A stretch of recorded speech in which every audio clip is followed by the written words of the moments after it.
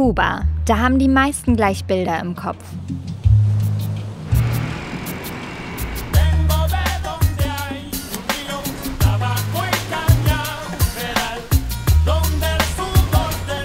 Wir sind Nina und Jonas. Der Tourismus auf Kuba erholt sich langsam wieder von der Pandemie.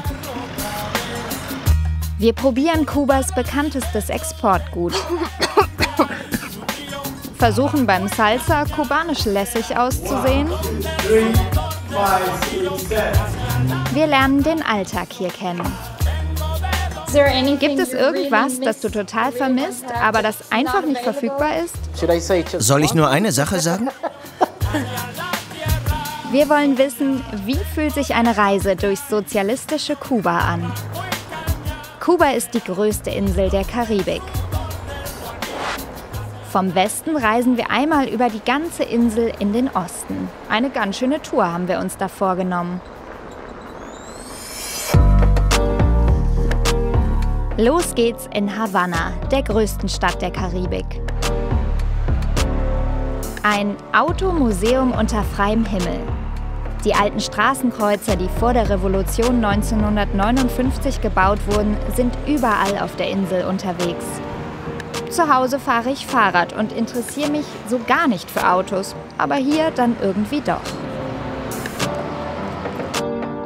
Mit David wollen wir stilecht durch seine Heimatstadt cruisen.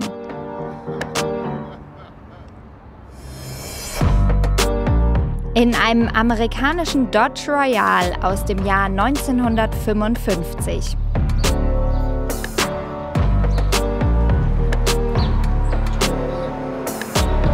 Der fährt mittlerweile mit einem russischen Motor.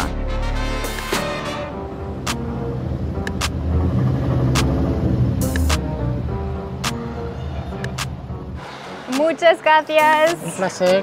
Buen día. Du musst vorsichtig sein beim Türen schließen, oder? Ja, das hier ist wie unsere Frau, sogar besser. Our wife. Even better. Das ist nicht unsere zweite Frau, sondern unsere erste. Okay.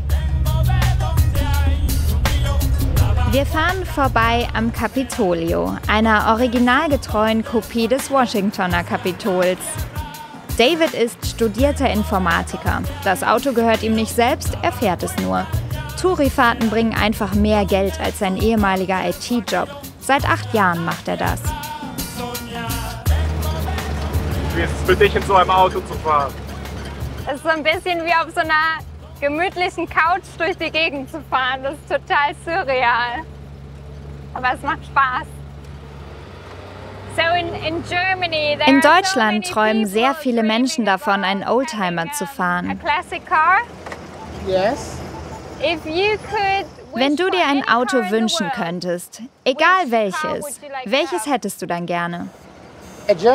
Ein deutsches. Vielleicht einen Mercedes. Das sind richtig gute Autos. BMW, Audi. BMW, Audi. Es gibt viele sehr gute deutsche Autos. Sehr gute Autos. Und hättest du lieber ein neues oder einen Oldtimer? Ein neues? Ich bin jetzt schon lang genug Oldtimer gefahren. Zwar wurde das Importverbot für Neuwagen 2014 aufgehoben, aber für die meisten hier bleibt ein neues Auto unerschwinglich. Am Platz der Revolution finden die großen Paraden statt. Am 1. Mai und zum Revolutionsfeiertag im Juli.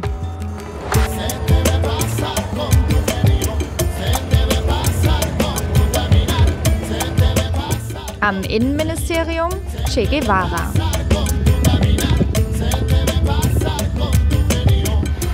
Wir hatten uns von David gewünscht, uns seinen persönlichen Lieblingsort in Havanna zu zeigen und sind dann ziemlich überrascht, wo er uns hinfährt.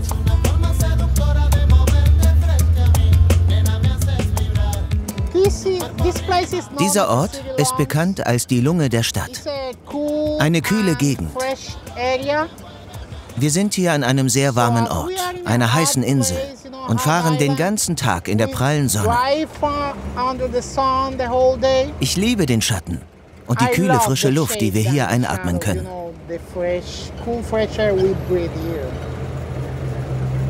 Der Stadtwald von Havanna ist ein beliebtes Ausflugsziel.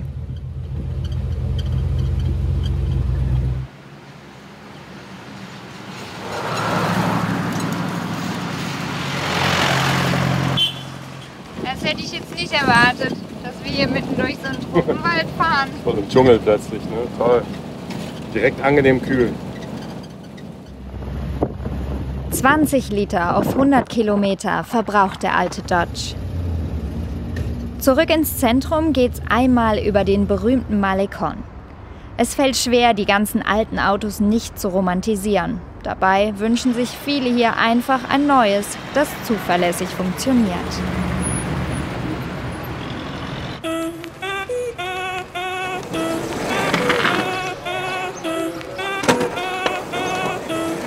Havanna ist eine tolle Stadt, um sich einfach treiben zu lassen. Dass Kuba seit Monaten die schwerste Wirtschaftskrise seit Jahrzehnten erlebt, wird nicht gleich sichtbar.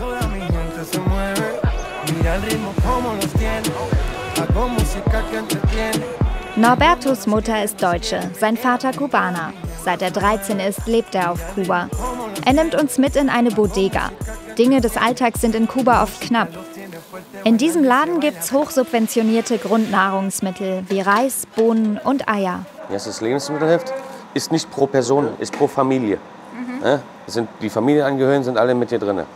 Die Stückzahl von den Altersklassen, damit er genau weiß, aha, es handelt sich um ein Kind, bekommt es noch Milch. Wenn das Kind raus ist aus dem Alter, dann bekommt es keine Milch mehr, sondern Kaffee, damit es in der Schule nicht einschläft. Ab wann kriegt man Kaffee? Ab 6. Lebensjahr. Was? Ja, damit du nicht einschläfst in Hort und in deiner Schule. Nein. Doch. Trinkst du schon Kaffee? Bitte? Nochmal Kaffee? Keine Zigarre. Ich mag bis heute keinen Kaffee und die trinken das hier schon mit 6 Jahren. Bekommst du mit in die Wiege. Jeder Kubaner, jede Kubanerin, egal wie hoch ihr Einkommen ist, bekommt von der Regierung so ein Lebensmittelheft. Ist das genügend, um über einen Monat zu kommen? Nein.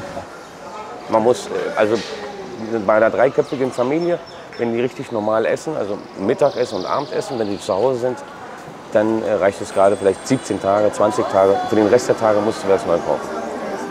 Auf dem freien Markt. Warum das aber nicht einfach ist, werde ich noch erfahren. Norberto zeigt mir seinen Lieblingsaussichtspunkt über Havannas Altstadt. Wenn du jetzt hier stehst, Havanna zu deinen Füßen, was passiert in deinem Herz? Es springt fast raus. Ich liebe es. Ich bin gerne hier. Schau mir es gerne an. Wird nicht langweilig? Auf Kuba wird es nie langweilig. Ist jeden Tag was anderes. Norberto hat einen Vorteil. Er hat einen deutschen Pass, kann also jederzeit reisen.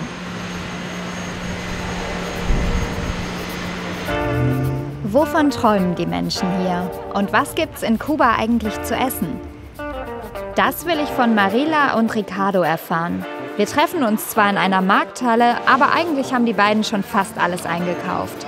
Sie wollten halt lieber auf Nummer sicher gehen, dass sie auch tatsächlich alles bekommen, was wir brauchen. Keine Selbstverständlichkeit in Kuba. Die besten Gespräche werden bei uns zu Hause meist in der Küche geführt. Und darauf hoffe ich auch bei unserem Kochkurs heute.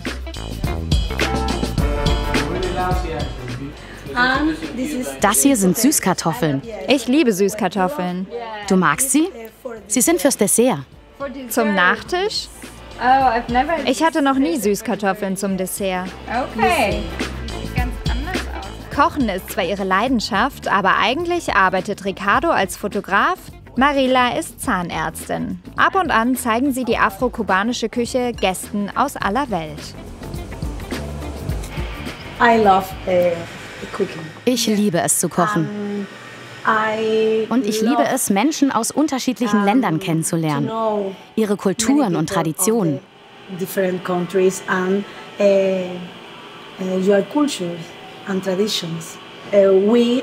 Wir können nicht reisen, aber in den 5 Jahren, in denen wir diese Kochkurse machen, haben wir schon so viele wunderbare Menschen aus der ganzen Welt kennengelernt.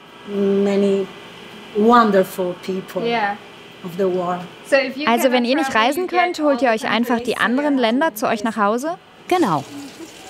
2015 bekam sie eine Einladung von Freunden nach Polen und reiste mit ihrem Vater dorthin. Wie hat es dir gefallen? Ich liebe Polen. Und die Menschen dort. Unglaubliche Menschen. Ich liebe Polen. Wenn du es dir aussuchen könntest, welches Reiseziel würdest du noch gerne besuchen? Sag Deutschland. Sag Deutschland. Afrika. Das ist für mich ein unglaublicher Kontinent. Ich würde gerne nach Afrika reisen. Von diesem Kontinent kommen meine Traditionen, mein afrikanisches Blut.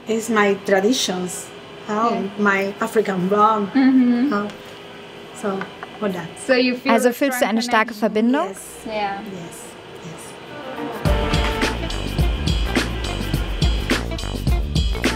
Wir bereiten Fleisch und Kochbananen zu. Einkaufen, worauf man Lust hat, und dann loskochen? In Kuba gar nicht so einfach.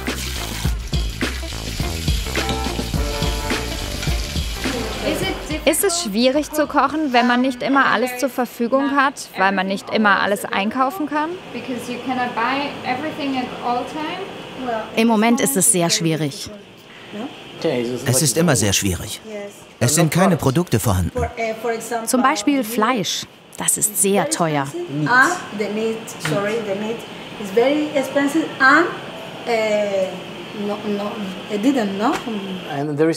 Und es gibt einfach nirgends Fleisch. Stell dir mal vor, im Moment kostet eine 2-Kilo-Packung Hühnerfleisch 25 €. Und Marila verdient als Ärztin nur rund 50 € pro Monat. Mit den Kochworkshops verdient sie das Doppelte an nur einem Tag. Durch die Touristinnen haben sie Zugang zu Dollar und Euro. Viele importierte Waren sind nur mit Devisen erhältlich.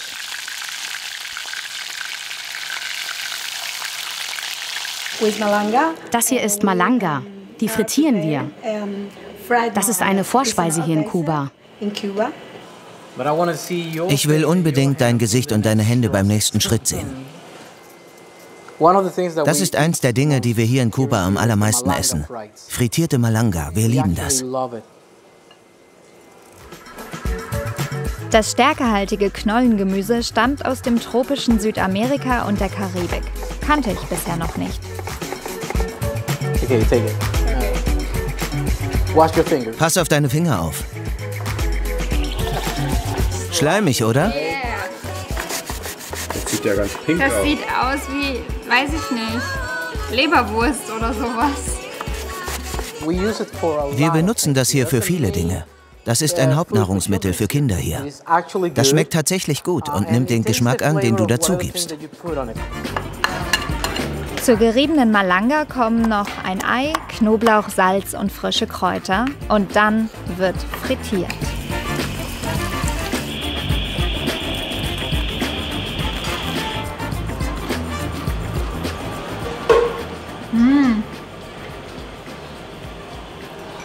Ich liebe frittierte Sachen.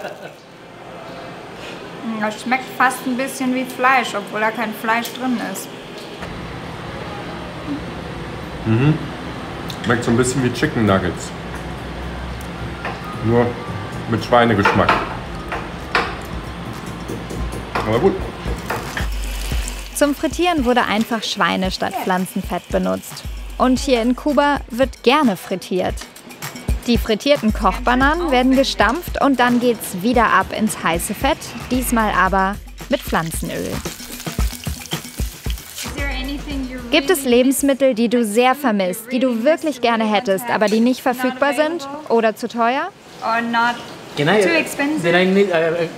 Soll ich nur eine Sache sagen? Nur eine Sache? Ich wollte gerade Nutella sagen, aber... Du vermisst Nutella? Ja, ich bin ein dicker Kerl. Ich liebe Süßigkeiten. Zum Glück haben wir ja noch das Süßkartoffeldessert für den akuten Süßheißhunger. Kurze Qualitätskontrolle.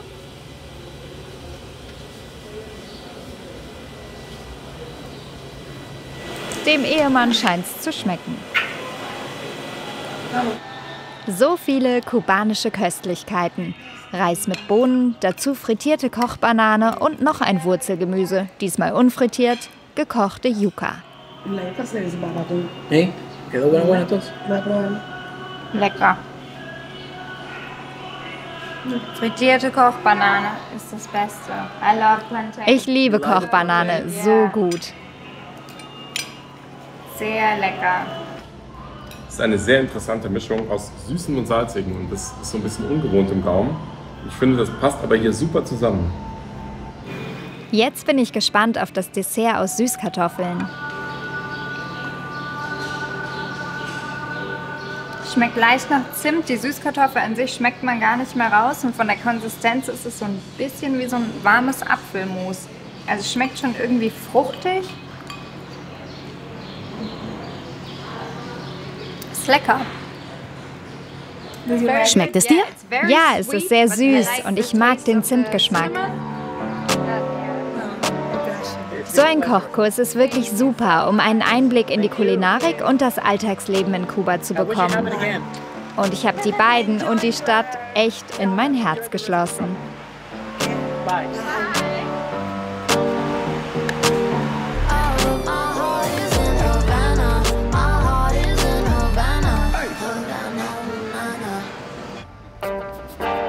Wir verlassen die Metropole und fahren in den Westen des Landes, ins Vinales-Tal.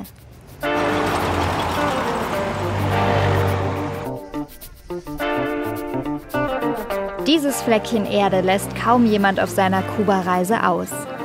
Die Landschaft ist unbedingt sehenswert und im kleinen Ort geht es gemütlich zu. Bekannt ist das Tal aber vor allem für seinen Tabak. Hier sind die Bedingungen für den Anbau ideal. Wir treffen einen Kubaner, den wir uns kubanischer nicht hätten vorstellen können. Hola. Hola, muñeca.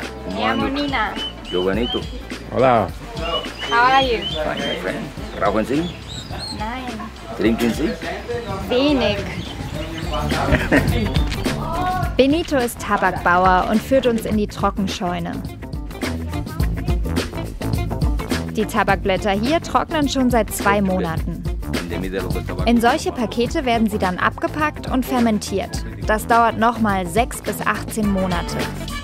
90% von Benitos Ernte muss er zu staatlich festgelegten Preisen verkaufen.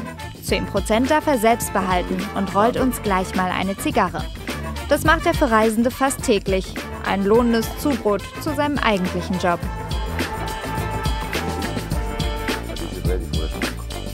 3 bis 4 Zigarren raucht er am Tag, seit er 14 ist.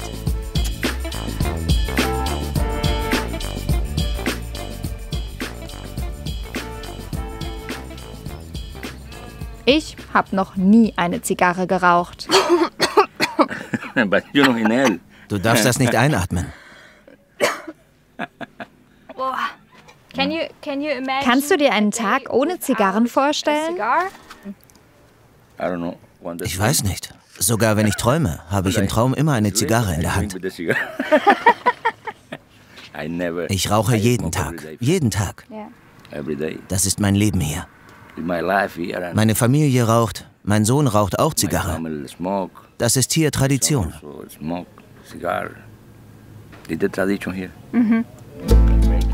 Schon als Kolumbus 1492 auf Kuba an Land ging, soll er rauchende Einheimische vorgefunden haben.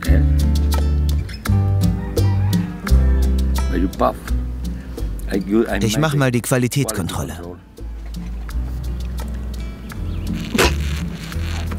Das ist kein Problem. Ist es normal, dass manche TouristInnen husten müssen, wenn sie zum ersten Mal Zigarre rauchen? Ja, das passiert. Weil sie die Zigarre wie eine Zigarette rauchen. Sie inhalieren den ganzen Rauch. Ja, so wie ich. Ja, aber wenn du eine Woche hier bleibst, kannst du mit mir rauchen lernen. Jetzt ist aber erstmal Jonas dran.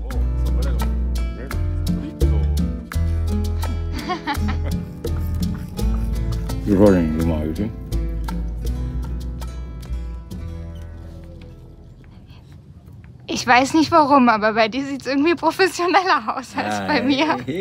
Jahrelange Erfahrung.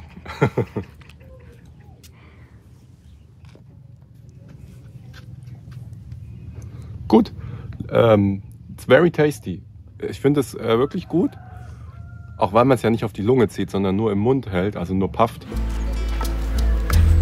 Benito lädt uns in sein Haus ein, in dem seine Familie seit Generationen lebt.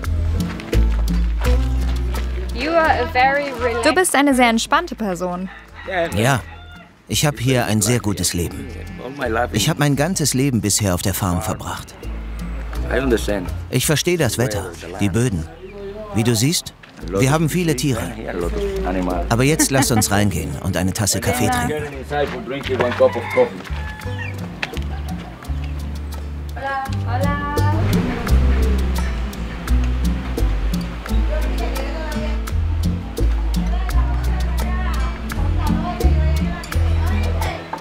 Nicht so dein Ding, Nina. Nee, das ist nicht so mein Ding.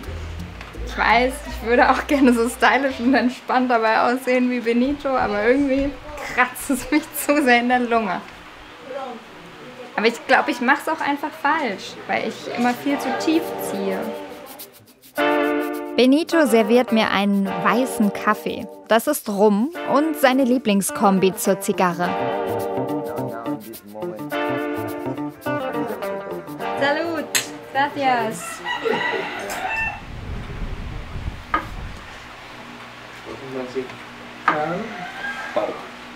Der ist sehr stark. Der ist stark, aber gut. Nur beim ersten Schluck. Wenn du 3-4 Schlücke trinkst, dann wird es besser. Kubanisches Lebensgefühl im Schaukelstuhl. Genau so hatte ich mir das vorgestellt. Vom Vinales-Tal geht's weiter nach Trinidad.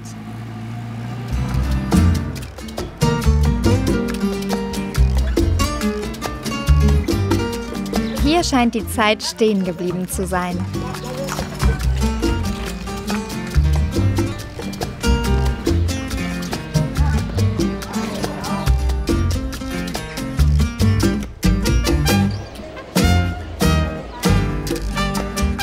Vom Turm des Historischen Museums soll es den besten Rundum-Panoramablick auf das bunte Städtchen geben.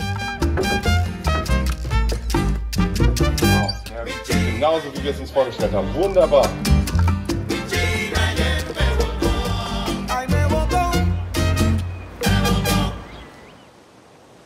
Unweit von Trinidad der Playa de Ancon. Echtes Traumstrand-Feeling. Für uns allerdings nur kurz.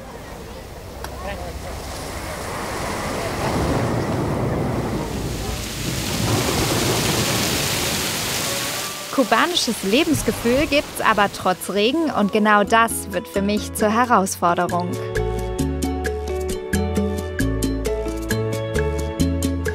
Das kriege ich doch niemals hin. Niemals. Da verknoten sich mir die Füße und Beine beim Zugucken, echt. Wer wollte das unbedingt machen? Ich, oder? Ja, das war deine Idee.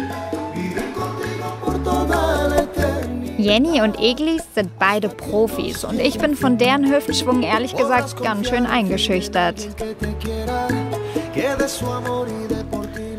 Ihr habt die Bewegung einfach raus, ihr habt den Hüftschwung. Es steckt uns im Blut. Ja, es steckt uns im Blut. Wenn du hier ein Kind siehst und ihm sagst, dass es tanzen soll, dann passiert das hier. Wir wurden einfach damit geboren. Für uns ist es normal. Wenn du uns sagst, setzt euch da hin und seht euch eine Performance an, dann können wir gar nicht anders. Dann sehnt sich unser Körper danach. Das ist normal für uns.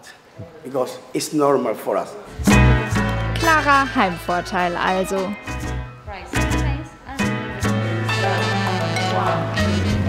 Aber Jenny versucht mich zu beruhigen. Die Jungs sind in dem Moment der Boss. Du musst nur dem Rhythmus folgen. Gefällt es dir, wenn der Mann der Boss ist? Ja. Beim Tanzen, ja. Nur nur beim Tanzen. Danach, nein. Tut mir leid. Das weiß ich doch. Beim Tanzen sind wir die Chefs und zu Hause die Sklaven. Das wissen wir. Damit sind wir aufgewachsen. Wenn wir tanzen, ist das so. Hier in Kuba tanzen wir Casino, kein Salsa. Salsa ist der Rhythmus, der musikalische Kontext. Wenn wir tanzen, tanzen wir Casino. Für mich wird's jetzt ernst und ich bereue ein bisschen, dass ich als Teenie nie Bock auf die Tanzschule hatte. Macht nämlich Spaß. Mir fehlt noch ein bisschen die kubanische Gelassenheit und den Kontrollblick auf meine Füße kriege ich auch nicht wirklich los. Open and close. 1, 2, 3. Ladies turn. 1, 2, 3. 5, 6, 7. Basic step. 2, 3. Hier wird getanzt, obwohl das Leben nicht immer einfach ist. Wenn wir tanzen, wenn wir die Musik hören, dann vergessen wir alles. Ich komme hierher, aber meine Probleme lasse ich draußen vor der Tür. Ich komme hierher, lache und vergesse alles. Wenn ich fertig bin, dann kommt alles zurück. In Kuba macht man das Beste aus der Situation. Machst du dich gerade warm? Ja, ich mach. Etwas Dehnübung. Was denkst du, wird es schwierig für Jonas, das zu lernen?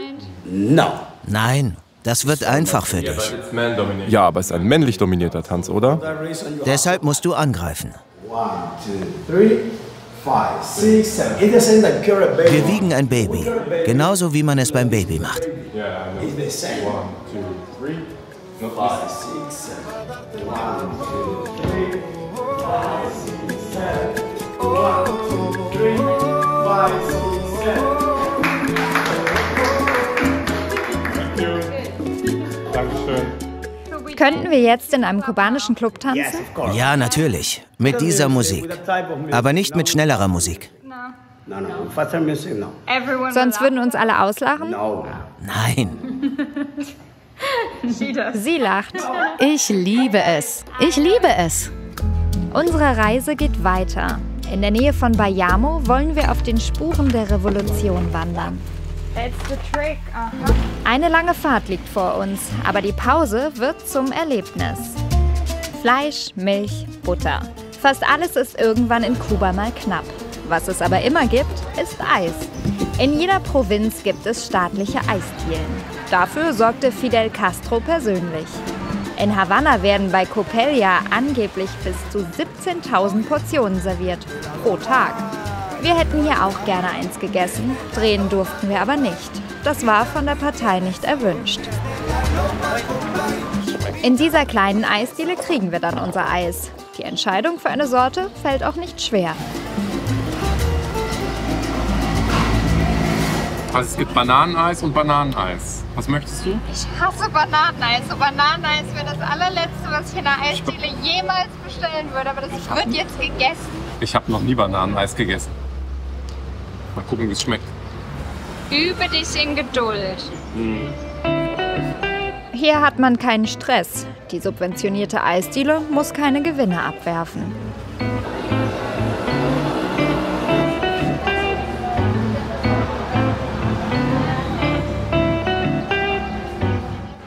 Bereust du schon, dass du unbedingt Eis essen wolltest? Ein bisschen schon, ja. Für Bananeneis. Das ist jetzt eine halbe Stunde. Für uns ungewöhnlich, für die Menschen hier Alltag. Und das jetzt das beste Eis der Welt wäre, okay. Eine schöne Vorstellung wäre, dass sie es ganz frisch machen.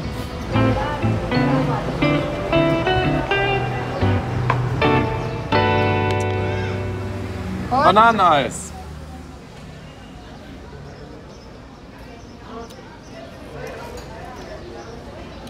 Oh, das schmeckt gut. Das schmeckt wie aus der Kindheit. Das schmeckt wirklich gut. Das ist wirklich ganz frisch gemacht. Hat sich gelohnt zu warten. Die Kosten im niedrigen Cent-Bereich. Eis für alle, so wie es Fidel Castro wollte.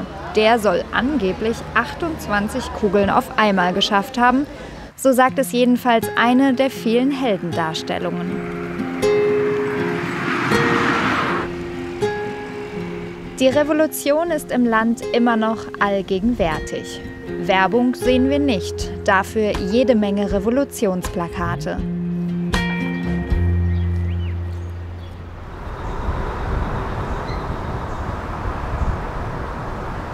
Die Sierra Maestra, Kubas mächtigste Gebirgskette. Von hier aus starteten Fidel Castro und seine Anhänger ihren zweiten und erfolgreichen Revolutionsanlauf. Das dicht bewaldete Gelände der Sierra Maestra war ein idealer Ort, um vor der Armee des Diktators Batista unterzutauchen und die Unterstützung der Landbevölkerung zu bekommen.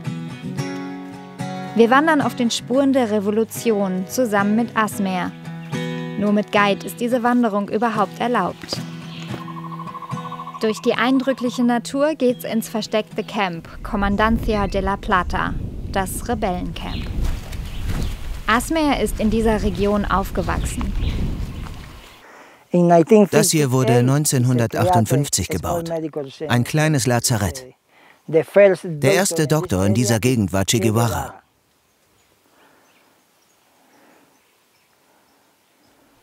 Du magst Che Guevara? Ja. Für mich sind Che Guevara und der italienische Freiheitskämpfer Giuseppe Garibaldi gute Menschen. Okay. Was ist mit Fidel Castro? Fidel, die Religion hier in Kuba, ist Fidelista. Fidelista bedeutet AnhängerInnen Fidel Castros zu sein. In dieser Hütte hat Fidel Castro während seiner Zeit hier gelebt. 50% sind noch original. Die Inneneinrichtung ist sogar komplett erhalten.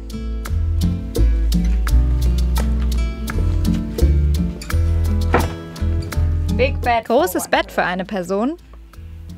Der Geschichte nach war hier nur Fidel. Ich weiß es nicht. Aber hier waren viele Frauen, hast du gesagt. Hier gab es 12 Frauen, die Soldatinnen waren. Der Kühlschrank ist noch original. Der war aber nicht für Mojitos, sondern nur für Medizin. Man brauchte dafür keinen Strom, der lief mit Diesel. Könnt ihr diese Klapptür dort sehen? Dort wurden wichtige Dokumente und Waffen gelagert. Und man konnte durch sie fliehen.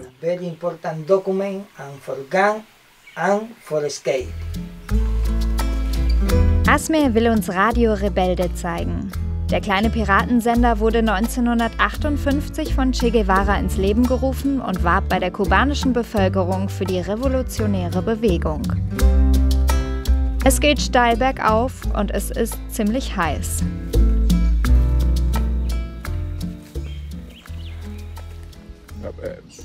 Das ist aber nicht gefährlich, oder? Oh, er hat nichts gesagt. Die sind sehr, sehr sauer. Boah, es ist bitter. Boah. Okay, ja.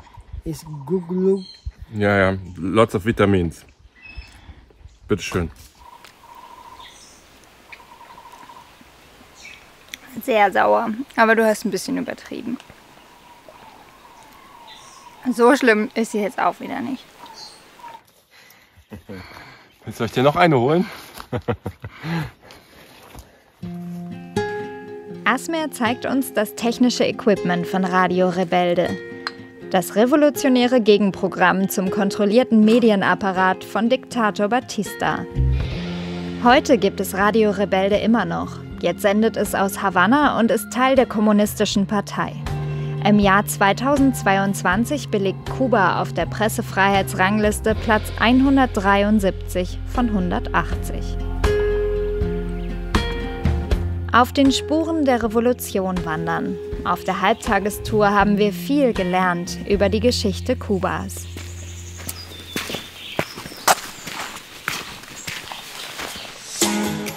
Wir fahren ganz in den Osten der Insel, nach Baracoa.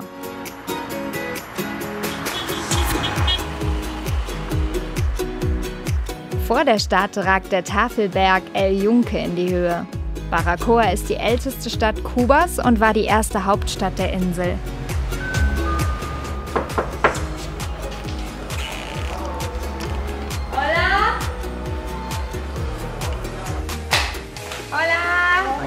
Hallo. Ich bin Eliana. Freut mich. Herzlich willkommen. Das ist unser Zuhause für die nächsten 2 Nächte. Eine Casa Particulares, eine Privatunterkunft. Die sind günstiger als ein Hotel. Ein rosa Klo. Es wird dir gefallen, Jonas. Sehr gut. Das ist doch schön, oder? Das ist eine authentische Kuba-Erfahrung hier. Und wie gefällt's dir im Vergleich zum Hotel? Ich find's urig. Ist doch total nett, bei den Leuten zu wohnen, oder? Nicht filmen. Das hier ist die Küche. Ein authentischer Einblick ins kubanische Leben. Wasser. Ist ja süß. Hängt sie noch schnell ihre Wäsche ab. Das hier ist eine sehr schöne Aussicht. Auf der anderen Seite seht ihr das Ufer und den Berg El Yunque. Ich schließe das bunte Haus und unsere Gastgeberin sofort ins Herz. Wir Kubaner sind sehr gesellig, sehr gesprächig und es ist ganz sicher, dass du jede Information bekommst, die du brauchst. Mir gefällt es total, mit dir zu plaudern. Wenn es um ihre Familie geht, wird die sonst gut gelaunte Frau aber nachdenklich. Lebt dein Sohn auch hier in Baracoa? Nein, er lebt jetzt in den Vereinigten Staaten. Warum? Die Suche nach einem anderen Leben führte ihren Sohn und dessen Freundin nach Ohio. Wann sie ihn wieder sieht? Ungewiss.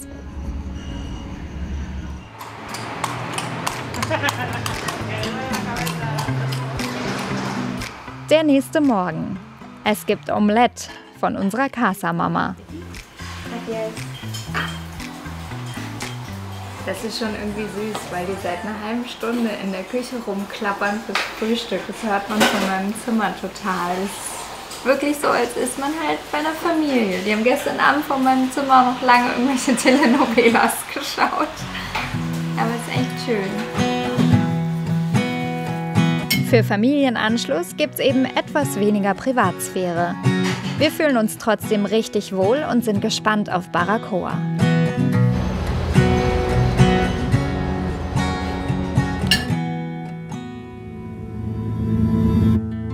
Reiko lebt hier und zeigt uns den ganzen Stolz der Stadt. Und der hat was mit ihm hier zu tun. Christoph Kolumbus soll am Strand von Baracoa höchstpersönlich ein Kreuz in den Sand gerammt haben, damit die Region zu Spanien und dem Christentum gehört. Was davon noch übrig ist, steht jetzt in dieser Kathedrale. 29 Kreuze soll Kolumbus in Amerika aufgestellt haben. Dieses ist das einzige, das noch erhalten ist.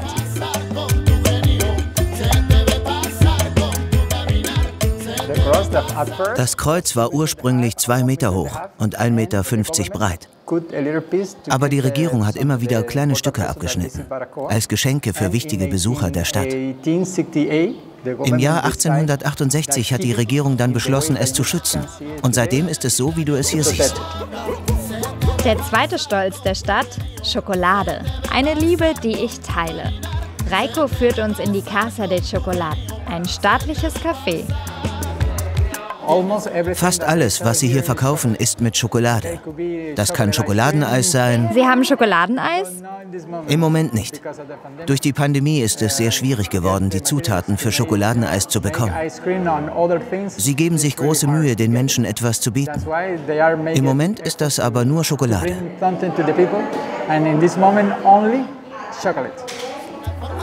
Heiße Schokolade ohne Milch bei tropischen Temperaturen. Ich bin gespannt.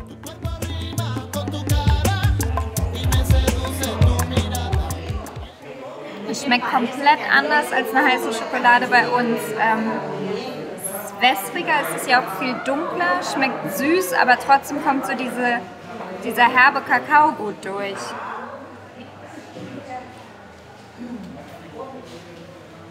This is good. Hier in Baracoa versuchen wir, diese Schokolade immer zum Frühstück zu machen. Denn Schokolade gibt dir viel Energie, um zu arbeiten. Sie ist für verschiedene Dinge gut. Sie sorgt dafür, dass der Blutdruck gut bleibt. Und noch viel mehr.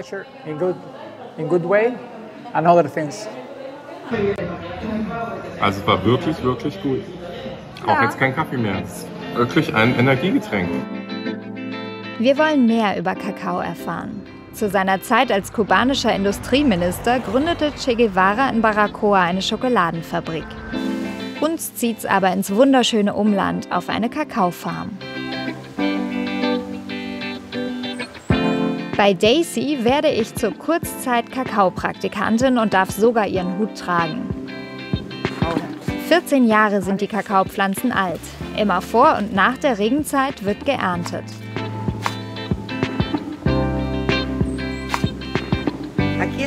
Und hier ist das Fruchtfleisch der Kakaofrucht. Das ganze Weiße hier ist das Fruchtfleisch, auch Kakaohonig genannt. Du kannst die Frucht herauslutschen. Das schmeckt sehr gut. Es schmeckt fast ein bisschen wie Mango. Ja, sie hat viele Geschmäcker. Lecker. Ich wusste gar nicht, dass die so ein süßes Fruchtfleisch haben. Sieht irgendwie noch nicht so nach Schokolade aus. Dafür müssen die Bohnen auch erst einmal in der Sonne trocknen, etwa 2 Wochen lang. Das sind jetzt die getrockneten Bohnen und die werden jetzt geröstet.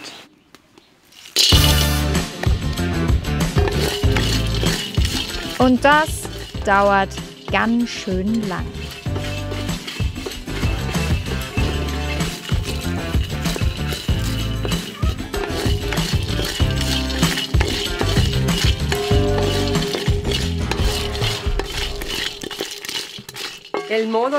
Wie sie den Kakao rührt, da könnte man meinen, sie hat schon Erfahrung. Sie wäre eine sehr gute Bäuerin und kann gerne hierbleiben und uns helfen. Sie macht das richtig gut, obwohl ich es ihr vorher gar nicht erklärt habe. Das nenne ich mal ein erfolgreiches Praktikum. Sobald die Schale ab ist, kann ich dann endlich probieren. 100% Kakao.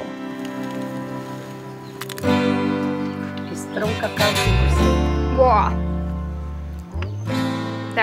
Da muss noch ein bisschen Zucker dazu. Boah, die ist so bitter. Das schmeckt total schokoladig und auch cremig. Ich probiere nochmal. Das ist wirklich gut. Jetzt wird noch eine Tafel draus. Ohne Zusätze und ohne Zucker. Original aus Baracoa.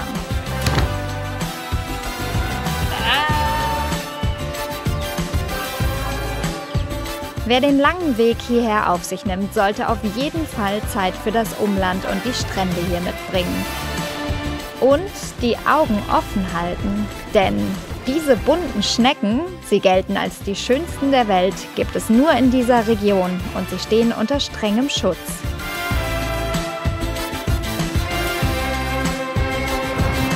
Die letzte Station unserer Reise ist der Playa Pesquero. Noch einmal Fototapetenstrand sehen. Hier sind die Probleme des Landes ganz weit weg. An den Traumstränden vor den großen Hotels bekommen Reisende von den Sorgen der Menschen nichts mit. Hier sind die Buffets mit Lebensmitteln prall gefüllt. Der Tourismus ist einer der wichtigsten Devisenbringer für Kuba.